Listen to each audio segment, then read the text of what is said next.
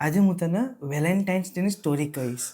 આજે નિબ્બા નિબ્બીઓ એકબીજાને ફૂલ, chocolate, teddy beer આપે છે, એ પોતે વેલેન્ટાઇન્સ ડેની અસલી સ્ટોરી સાંભળશે ને એમની આંખો ફાટી જશે. આજથી 1800 વર્ષ પહેલાં ઇટલીના રોમ શહેરમાં એક રાજા હતો. એ રાજાને પોતાનું સામ્રાજ્ય વધારવું હતું, ધન સંપત્તિ વધારમાં વધાર થાય, બસ એ જ ઈચ્છતો હતો. એની લાલચમાં સૈનિકોને આજુબાજુના રાજ્ય પડાવવા માટે એ સૈનિકોને યુદ્ધ લડવા માટે મોકલતો હતો. રાજાને ખબર છે કે માણસ પ્રેમમાં જ છું થઈ જાય. એ રાજાએ બધા સૈનિકોને લગ્ન કરવાની ના પાડી દીધી. અહીંયા થાય છે સંત વેલેન્ટાઇનની એન્ટ્રી. એ પ્રેમના સમર્થનમાં હતા, લગ્નના સમર્થનમાં હતા.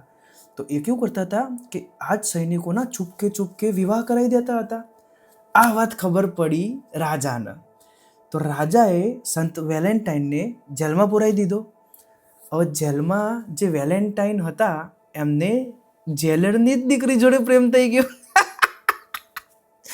અને એ જેલરની દીકરી આંદ્રી હતી.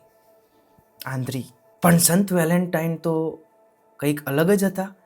એમને પોતાની આંખો એ જેલરની દીકરીને જેને પ્રેમ કરતા હતા, મતલબ એમને પોતાની આંખો એમની પ્રેમિકાને આપી દીધી.